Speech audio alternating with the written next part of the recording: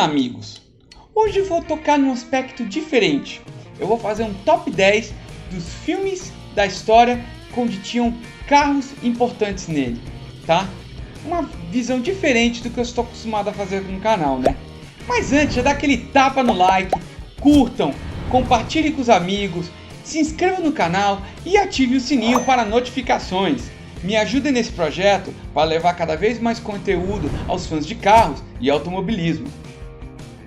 10º lugar, Christine. Christine, o carro assassino, como foi conhecido aqui no Brasil, foi filmado em 1983, baseado na obra de Stephen King, contando a história de um Plymouth Fury de 1958, chamado de Christine por seu primeiro dono, é possuído por forças demoníacas e sem nenhum problema em matar. Após 20 anos, um jovem apaixonado por carros compra Christine e começa a restaurar o carro, criando um grande laço entre os dois. Christine começa assim uma nova onda de mortes para proteger seu novo dono. O Fury foi uma subsérie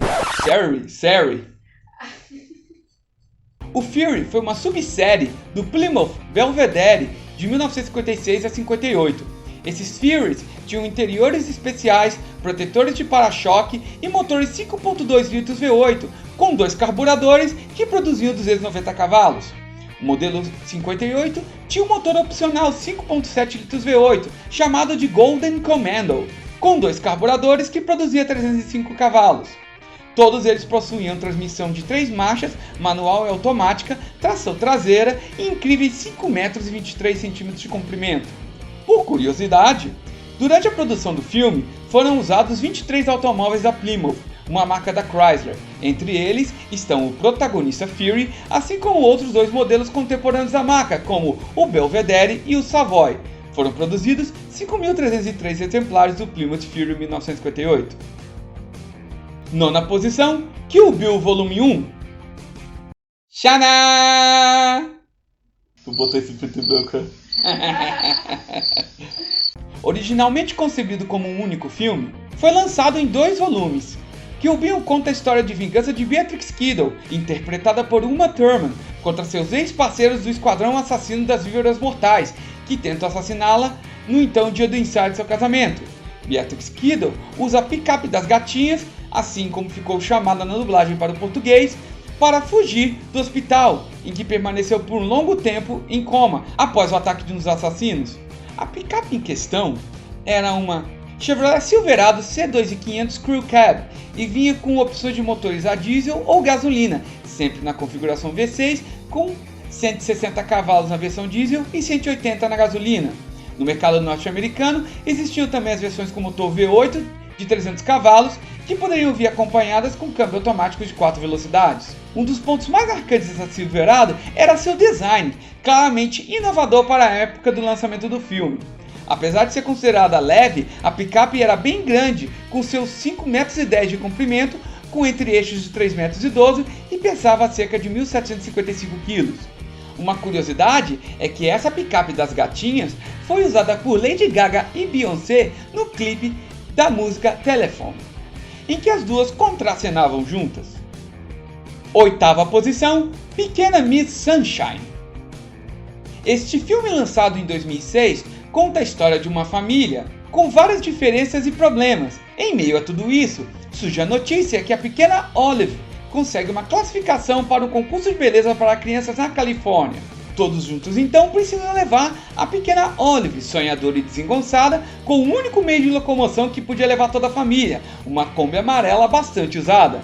Na viagem de 3 dias entre o Novo México e a Califórnia, eles passam por diversos momentos de alegria, tristeza e descobertas. A Kombi em questão era do modelo Type 2 Bus de 1978. A Kombi em si surgiu da plataforma do Fusca e teve seu nome derivado do alemão Kombination Fahrzeug, que quer dizer veículo combinado ou veículo multiuso. Apesar do precursor Fusca ter sido lançado nos anos 30, a Kombi teve seu lançamento apenas no ano de 1950. A segunda geração começou a ser produzida em 1967 e no Brasil foi produzida de 1976 a 2013. Diferentemente do Brasil, que usava o motor Boxer, a Kombi Type 2 Bus possuía motor 2.0 litros de 71 cavalos de potência e foi o primeiro modelo a ter o controle da combustão por injeção eletrônica. Uma curiosidade é que no filme, durante a viagem de quase 1.300 km entre Albuquerque, no estado do Novo México, e Los Angeles, na Califórnia, acaba sendo bastante desastrada, principalmente por causa de um problema no câmbio apresentado pela velha Kombi. Com o volante dividido entre os pais da Olive, a van da Volkswagen só dava a partida em movimento. Isso acaba gerando sequências divertidas, com a família toda empurrando o veículo até ela funcionar. Sétima posição, 007. Curioso, né? Não é preciso ser fã do agente James Bond para admirar os carros que apareceram ao longo de anos da franquia. Entre vários carros icônicos que fizeram parte da série, como o Lotus Split, e que acabaram sendo destruídos antes mesmo da final do filme, está o icônico Aston Martin DB5. Lançado em 1963, sua primeira participação no filme do 007 foi em Goldfinger do ano seguinte, o terceiro da série. Inicialmente, o modelo que Ian Fleming havia separado no livro para Bond era um Aston Martin DB Mark III, mas por ser um lançamento da marca na época, o DB5 foi escolhido. O Aston Martin DB5 foi apelidado de o carro mais famoso do mundo por causa do filme e posteriormente as vendas do carro aumentaram. Desde o filme, o DB5 tornou-se intimamente associado à franquia James Bond e é considerado o veículo por excelência do personagem. O Aston Martin DB5 Vantage, de alto desempenho, foi introduzido em 1964. Seu motor 4.0 litros de 6 cilindros produzia 282 a 325 cavalos, dependendo do modelo. Não parece, mas este carro tem 4,57 m de comprimento e pesa em torno de 1.500 kg. As principais diferenças entre o DB5 e o antecessor são um motor de alumínio ampliado de 3.7 para 4 litros, uma nova transmissão robusta de 5 velocidades e 3 carburadores. Também possuem 2 comandos de válvula, apesar de ter apenas 2 válvulas por cilindro, ou seja, um comando para admissão e outro para escape, algo bastante desejado em carros de desempenho esportivo. A traseira possui um sistema independente de suspensão, algo não tão usual na época. Apenas 65 DB5 Vantage foram construídos. Além de seu uso nos filmes de James Bond, o DB5 também apareceu em episódios dos seriados de 1964, The Noble Sportsman e The Saint, ambos estrelados por Roger Moore, que viria a ser 007 no futuro. Os episódios foram filmados antes de Goldfinger, quando o carro ainda estava pintado com seu vermelho escuro original. A Aston Martin anunciou em agosto de 2018 que planejava construir 25 réplicas do DB5 como visto em Goldfinger, incluindo alguns dos gadgets vistos no filme, cada um vendido por cerca de 2,75 milhões de libras. Em 2019, foi confirmado pela Aston Martin que o carro seria apresentado no próximo filme de James Bond, No Time to Die, que ainda irá ser lançado. Sexto lugar, Transformers. Os Transformers são alienígenas gigantes que vivem na Terra, camuflados sob a forma de carros, aviões e até mesmo aparelhos eletrônicos, e batalham por uma fonte de energia escondida em nosso planeta. Dentre os vários alienígenas, um dos protagonistas do filme é o Bumblebee, que se transforma em um Camaro Concept 2006. Claro que 2008 foi também o ano de lançamento do primeiro filme Transformers e, como tal, para grande entusiasmo da comunidade Camaro, o primeiro aniversário do Camaro Bumblebee. O filme inicialmente usou um Camaro 1977, que mais tarde foi atualizado para um modelo Camaro Concept. Este último foi construído para a General Motors, usando o chassi Pontiac GTO como base, já que o Camaro Concept se beneficia de uma suspensão totalmente independente, uma transmissão manual de 6 velocidades e um motor LS2 V8 de 6.0 litros que gera 400 cavalos, com desativação de cilindros ou, como a GM descrevia, gerenciamento ativo de combustível. Como uma curiosidade, o posterior filme Bumblebee, o herói robô voltou a ser um Volkswagen Fusca, como era originalmente dos quadrinhos. Por isso, a Chevrolet talvez tenha perdido o encanto em guardar os 4 Camaros que foram usados como personagem na franquia e decidiu posteriormente leiloá-los. Pois é. Quinta posição, Os Caça-Fantasmas. Neste longa-metragem filmado em 1984, Peter, Raymond e Egon são professores universitários de parapsicologia, que são colocados na rua pelo reitor. Assim, os 3 resolvem criar uma empresa especializada em casos de aparições sobrenaturais. Compram então um edifício desativado do Corpo de Bombeiros, uma ambulância Cadillac nomeada de Ecto One e fazem um anúncio de seus serviços na televisão. O modelo escolhido para o primeiro filme é um Cadillac Miller Meteor Ambulance Fleetwood 1959. A empresa Miller Meteor era famosa por configurar os modelos de Cadillac, sendo a única autorizada pela marca a fazer os serviços de customização.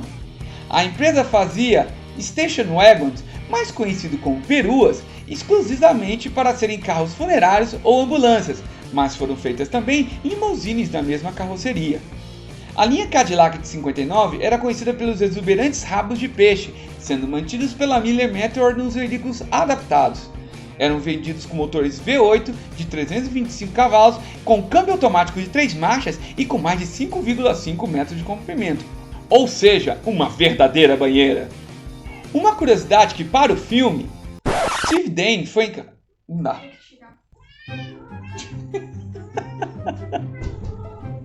O gato ficou puto, velho. Papai, pare de fazer filmes e venha me dar amor.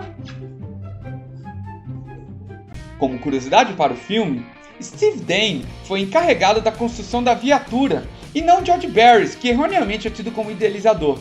O Pre-Ecto One, ambulância preta, foi outro veículo, sendo na realidade 4 Cadillacs usados no filme. Com o término das filmagens, o veículo foi abandonado em um terreno da Columbia Pictures, até que uma equipe se encarregou da restauração em 2008. A viatura foi restaurada para que ficasse como no primeiro filme, pois a Columbia iria fazer um leilão. A mesma iniciou, mas logo foi cancelado, pois os lances não passaram de míseros $20 mil. Pior que eu pagava mais por isso, viu? Quarta posição, Curtindo a Vida Doidado. Este divertido filme de 1986 conta a história de um jovem que, para aproveitar a vida, finge estar doente para matar a aula junto com a sua namorada e o melhor amigo de Ferris, Cameron. O protagonista convenceu o amigo a pegar a Ferrari de seu pai e irem buscar a namorada para aproveitar o dia. O carro dos anos 60 foi restaurado e é a paixão do pai de Cameron, que revela ser preferida pelo pai mais do que a esposa e ao filho propriamente, tanto que o pai sabia de memória a quilometragem do carro. Quem já viu o filme sabe que enfim teve a Ferrari, mas é praticamente impossível não sentir vontade de pegar uma emprestada também por um dia que seja. A Ferrari em questão é um modelo 250 GT Spider California de 1961, com motor 3.0 litros V12 de 275 cavalos, transmissão manual de 4 marchas e 4,20 metros de comprimento. Este modelo teve apenas 51 unidades fabricadas. Uma curiosidade do filme é que as tomadas de inserção da Ferrari foram feitas em uma verdadeira Ferrari GT California, mas por ser um carro muito raro, as outras tomadas em movimento foram feitas com réplicas. Aficionados pela Ferrari talvez tenham sacado de cara que naquele carro o para-brisa e as maçanetas internas eram emprestados de diversos modelos diferentes. Sob o capô havia um motor Ford V8, enquanto a suspensão dianteira era a tomada de um Chrysler e a traseira de um Volkswagen, ou seja, a réplica no verdadeiro Frankenstein.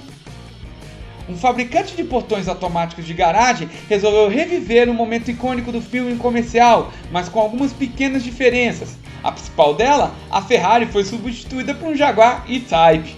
O motivo de eu ter mencionado isso é que as histórias das duas marcas se cruzaram no lançamento do modelo inglês no Salão de Genebra de 1961. Naquele evento, Enzo Ferrari foi ao estande da Jaguar e chamou Sir William Lyons, seu concorrente e dono da fábrica inglesa, e declarou: "Meus parabéns, este é o carro mais bonito que eu já vi na minha vida." E para quem conhece o recomendador, sabe o quão difícil é ver esse tipo de reconhecimento. Terceira posição, Ford vs Ferrari. Longa-metragem filmado recentemente em 2019 e vencedor de 2 Oscars, incluindo o de melhor montagem, Ford vs Ferrari se passa no começo dos anos 60, quando Henry Ford II é menosprezado por Enzo Ferrari durante uma negociação da compra da marca italiana. Com orgulho ferido, ele contrata Carroll Shelby para construir um carro capaz de vencer a escuderia Ferrari nas 24 horas de Le Mans. Shelby então pede ajuda para Ken Miles, um piloto com forte temperamento e muita competência. Apesar dos muitos desafios e conflitos, a dupla entra para a história com o lendário Ford GT40 na edição de 1966. O protótipo GT40 foi projetado pela Ford Motor Company para vencer corridas de carros esportivos de longa duração contra a Ferrari, que venceu todas as corridas de 24 horas de Le Mans de 1960 a 1975. Os primeiros protótipos eram movidos com motores V8 de 4.2 litros e 335 cavalos, sendo mais tarde trocados por motores 7.0 litros V8, transmissão de 5 marchas e 908 kg. Apesar de um início conturbado, venceu as 24 horas de Le Mans de 1966 a 1969, acabou causando a saída da Ferrari da competição, se mantendo fora até pelo menos o ano de 2021. Uma curiosidade é que depois de uma série de resultados desanimadores ao longo da temporada sobre John Wyer em 1964, o programa foi entregue a Carroll Shelby após a corrida de 1964 em Nassau. Os carros foram enviados diretamente para Shelby, ainda carregando as sujeiras e estragos da corrida de Nassau. Shelby era conhecido por reclamar que os carros estavam mal conservados quando recebeu, mas informações posteriores revelaram que os carros foram embalados assim que a corrida acabou, e a Ford Advanced Vehicles nunca teve a chance de limpar e organizar os carros a serem transportados para Carroll Shelby. Outra é que depois que a Ford Motor Company fechou a divisão de veículos avançados após o ano da corrida de 67, John Wyer abriu a JW Automotive Engineering Limited para produzir a versão de rua do GT40. Esses veículos antigos são extremamente raros e muito, mas muito valiosos. Segunda posição, Herbie, Se Meu Fusca Falasse. Ao contrário de Christine, Herbie é um Fusca com vontade própria que não faz mal a ninguém. Desprezado, vai parar nas mãos de um piloto de corrida fracassado, Jim Douglas, ajudando-o a vencer várias competições. Esse carro amigável fez sua estreia em 1968 no filme Se Meu Fusca Falasse, The Love Bug em inglês, e apareceu novamente em mais 4 filmes da série. Em 2005, teve o remake no filme Herbie, Meu Fusca Turbinado. Sendo o Fusca mais famoso do mundo, Herbie foi responsável pelo aumento das vendas do modelo. Popularmente conhecido como Fusca no Brasil ou Carocha em Portugal, foi o primeiro modelo de automóvel fabricado pela companhia alemã Volkswagen, sendo produzido entre 1934 e 2003. O Volkswagen, que significa carro do povo, foi projetado por Ferdinand Porsche com o apoio do regime nazista. Fez um carro popular, mas com tecnologia de refrigeração a ar, que podia ser muito útil em incursões onde a água seja escassa, como no deserto. Usava motor 1.2 litros boxer, refrigerado a ar, com 36 cavalos de potência, transmissão de 4 marchas e 780 kg de peso. Uma curiosidade é que, na verdade, o conceito deste carro foi inicialmente desenhado pelo genial engenheiro Béla Bareni, quando ainda era estudante de engenharia em Viena no ano de 1924, ou seja, 10 anos antes do lançamento oficial. Nos anos 50, teve essa paternidade reconhecida pela comunidade automotiva, ainda que a propriedade intelectual do carro pertença a Porsche e a Volkswagen. Também que nos anos 60 se tornou uma verdadeira epidemia nas ruas do Brasil, pois passou a ser fabricado na planta da Anchieta, em São Bernardo do Campo. Por isso, foi o veículo mais emplacado nos anos 60 e 70. Fusca azul. Ah, agora vai ter porrada! Primeira posição, De Volta para o Futuro. Quem nunca sonhou em viajar para o passado ou para o futuro, que atire o primeiro relógio. Em De Volta para o Futuro, o cientista Dr. Emmett Brown não apenas tornou isso realidade, como fez em grande estilo. Ele adapta um velho automóvel modelo DeLorean DMC-12 em uma máquina do tempo, e juntamente com seu assistente Marty McFly, eles participaram de diversas aventuras para consertar o passado e o futuro do jovem. O DeLorean DMC-12 é um carro esportivo produzido nos anos de 1981 e 1982 pela empresa DeLorean Motor Company, fundada pelo ex-engenheiro da Pontiac John DeLorean. DeLorean era conhecido pelo seu estilo arrojado e acabou levando isso para sua criação. O DeLorean, que se caracteriza por sua carroceria com portas-asa de gaivota, teve apenas 9.200 unidades fabricadas. Originalmente no modelo de produção, o motor traseiro ia ser um Wankel, mas foi substituído por um projeto francês chamado PRV, um 2.8 litros V6 de 132 cavalos. John DeLorean tinha inicialmente previsto o DMC-12 produzindo cerca de 200 cavalos, mas finalmente foi instalado um motor de 172 cavalos. No entanto, os regulamentos de emissões dos Estados Unidos exigiam que peças como conversores catalíticos fossem instalados nos carros, e isso acabou causando uma redução de 40 cavalos na entrega de potência, uma perda considerável e, quando foi combinada com as mudanças no sistema de suspensão de veículo, o carro se tornou decepcionante. Uma curiosidade é que originalmente era a intenção de Robert Zemeckis que a máquina do tempo fosse construída em uma geladeira, A ideia foi logo abortada porque havia o temor de que as crianças resolvessem escalar geladeiras ou até mesmo entrar nelas por causa do filme. O Mr. Fusion Homer Energy Converter, instalado no DeLorean já no final do primeiro filme, foi construído a partir de um moedor de grãos de café, entre outros objetos. Não foi tão simples encontrar a máquina do tempo perfeita, viu? Uma das ideias foi que a máquina funcionasse com força nuclear. No final, foi decidido que a viagem do tempo ocorreria quando o DeLorean atingisse 85 milhas por hora, depois que o capacitor de fluxo liberasse 1,21 gigawatts de potência. A principal razão pela qual o DMC-12 foi escolhido foi que este carro estava idealmente projetado para incluir a piada sobre a família de fazendeiros que o confunde com uma nave espacial no primeiro filme. O DMC-12 usado no filme tinha o motor V6 original, mas o som no filme vem do motor V8 de um Porsche 928. Somente 3 dos 6 carros usados no filme ainda existem. A Universal Studios possui 2 desses carros restantes, que usa de vez em quando em exibições para outras produções. O último DeLorean, usado no terceiro filme da série, foi restaurado e foi leiloado em dezembro de 2011 pelo valor de $541.200. Menção especial: Velozes e Furiosos. Na série de filmes Velozes e Furiosos, o policial Brian O'Connor é infiltrado no mundo das corridas de carros ilegais para juntar provas e capturar Dominic Toretto, líder da gangue e procurado pelo FBI.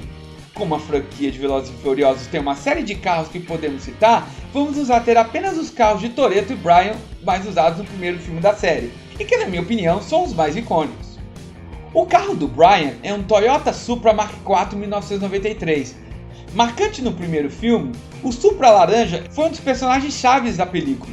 O tal carro de 10 segundos, como ficou conhecido, foi feito do zero. O modelo chegou na oficina do Toretto completamente destruído, mas saiu pronto para vencer um racha com uma Ferrari F355. O ano modelo de 1993 inaugurou a 4ª geração do Toyota Supra. O Mark IV Supra recebeu um exterior completamente redesenhado que os entusiastas ainda admiram até hoje. Os motores do Toyota Supra eram de 220 cavalos, 3.0 litros 6 cilindros em linha ou um biturbo de 320 cavalos. Este Supra, em particular, não apresentava um motor biturbo sobre o capô. O carro de Dominic Toretto era um Dodge Charger 500 1970. O modelo apareceu em diversas versões e variações ao longo dos filmes, até mesmo a versão mais moderna do modelo foi usada. O carro de Toretto no primeiro filme da franquia era um Charger 500 e teve 2 exemplares. Dizem que ambos eram os exemplares de 69 modificados para ficarem parecidos com o modelo dos anos 70. Isso explica o aspecto de dianteira do carro, que mistura características dos 2 anos modelo. No filme, o carro do Toretto era dotado de uma versão mais antiga do motor M, os chamados Early M, de 392 polegadas cúbicas ou 6.4 litros. Trata-se de um motor raro, com peças difíceis de encontrar e usado com pouca frequência em muscle cars. Na vida real, tal motor passou a ser incorporado em 1957 e possui versões que vão de 325 a 365 cavalos e nenhuma tem compressor de série. Levando em conta que o Charger ficcional foi modificado e possui um baita compressor na dianteira, fica impossível estimar uma potência real de um carro que não possui essa especificação de fábrica. O Charger é até hoje um dos símbolos dos chamados muscle cars ou carros de arrancada, despertando admiração e suspiros por onde passa. E aí galera, gostaram? Deixe aqui nos comentários, indiquem sugestões, curtam, compartilhem e comentem, tá? Um grande abraço a todos!